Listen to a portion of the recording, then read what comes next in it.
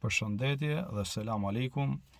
Kjo video shkon për personat cilët nuk e kanë nisur namazin akoma apo që falen pra një herë në ditë, disa herë në javë, në muaj ose në një ditë xumaje e me radhë. Ashtu sikur se kanë vendosur edhe titullin, pra nise namazin sikurse një biznesmen i ri dhe Allahu do të ndihmojë. Sa persona e kanë nisur pra biznesin e tyre nga hiçi, por kanë arritur sukses dhe sot pra kanë një arritje të madhe sa që vështirë me e arrit dikush tjetër. Sa persona kanë emigruar, kanë hequr zezën e ullirit, por sot kanë një mirëqenie, kanë një familje të shëndosh dhe i studiojnë fëmijët e tyre. Sa persona kanë studiuar me hallë dhe me vuajtje, edhe s'kan patur bukë për me hangër, por sot janë shembullor dhe kanë arritur suksese. Mos shkojmë më tej tek kompania Alibaba e me radhë, pra kemi shumë shembuj të ndryshëm për të kuptuar. Dhe unë do t'i jap disa versete nga Kurani për t'i medituar ato dhe për me mbështet tek Allahu dhe t'jesh i sigurt se Allahu do t'i japi rrugdalje dhe do të kesh sukses. Dhe pastaj premtimet që të ka bërë Allahu i Madhërisëm për me fitu xhenetin Firdeus. Bismillahirrahmanirrahim. Allahu i Madhërisëm në surën Ankebut, ajeti 45 thot: Lexo o Muhammed atë që të është shpallur, pra që të është zbritur ty prej librit, Kur'anin. Dhe fale namazin, vërtet që namazi të ruan nga shturja dhe nga çdo vepër e shëmtuar. Dhe vërtet që përmendja e Allahut është më e madhe pra e të gjitha adhurimeve dhe Allahu di gjithçka që ju bëni. Çfarë të bën namazi si fillim ty?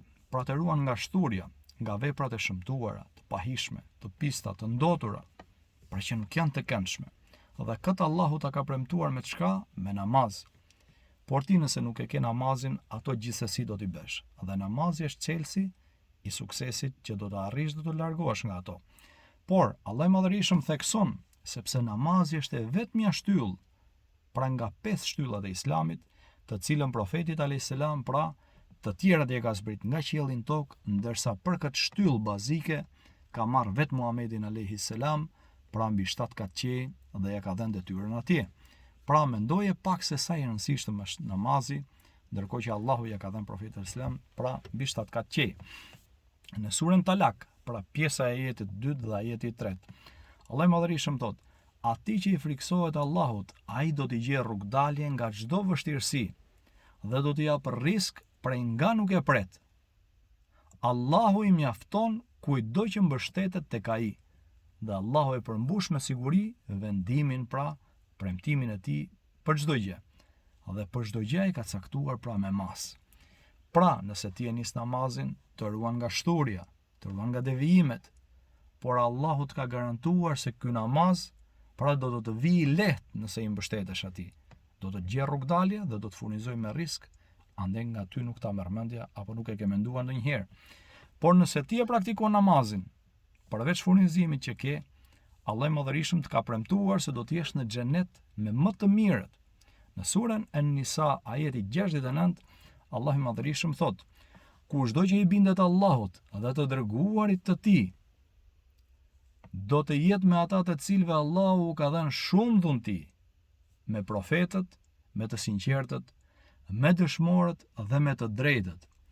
Sa shok të mrekullueshëm janë këta. Pra, pranimi, praktikimi namazit, largimi nga veprat e pista të shturura, Allahu do t'japi rrugdalje nëse i mbështetesh atij dhe e ke sinqeritetin. Dhe Allahu të ka premtuar që në xhenet do t'jesh me kë, por me këta burra të mëdhenj, të cilët janë të shumt, vetëm Allahu e di numrin e tyre. Dhe çka thot Allahu i Madhërisëm për me përmbledh me ajetin 63 të surës Nisa? Ky është xheneti që ne u japim pra në trashëgim robërve tanë të përkushtuar. Kush ishin ata të cilët kishin përkushtimet më të mëdha ndaj Allahut? Ishin pejgamberët e Allahut, ishin pasuesit e tyre dhe pasuesit e pasuesve të pejgamberëve. Dhe çdo kush i cili gjendet në kohën tonë që është i sinqert, i devotshëm dhe ka frikë Allahun. A ka gjë më të bukur sepse të praktikosh diçka e cila ka ardhur mbi 7 katë qej, dhe kjo do të ngrejë mbi 7 katë qej dhe do të bëjë që të hysh në xhenet. Sepse namazi përmban fjalën La ilaha illallah, përmban Kur'anin brenda, cilin do e lexosh, përmendjen e Allahut, frikë respektin, devotshmërinë, dashurinë ndaj Zotit. E nëse ti e nis namazin, s'ka dyshim se Allahu do të ta lehtësojë këtë rrugë. Dhe unë, me lejen e Zotit, siç e kam nisur edhe unë namazin dhe elhamdulillah praktikoj 5 vaktet, ju sugjeroj që edhe ju ta nisni namazin dhe do të arrini sukses edhe në këtë botë, po ashtu edhe në botën tjetër me lejen e Zotit. E nuk e krahasojmë dot suksesin e atyre që kanë arritur vetëm anën e dynjas, në krahasim me ata të cilët do të arrijnë anën e ahiretit, e cila nuk shter asnjëherë dhe ka veçse mirësi, nuk ka dhimbje dhe vuajtje. Lusë Allahun t'ju forcoj të gjithëve, t'ju udhëzoj atë një namaz të bëhet 2, 3, 4, 5, por edhe më shumë me namazin nafile, sunete dhe namazin e vitrit, dhe ai namaz t'ju mbaj të përqendrueshëm dhe me lejen e Allahut t'ju gjej vdekja ju, mua dhe gjithë besimtarët, duke qenë praktikant në rrugën e Allahut dhe pesvaksh duke dalë faqebardh para Tij.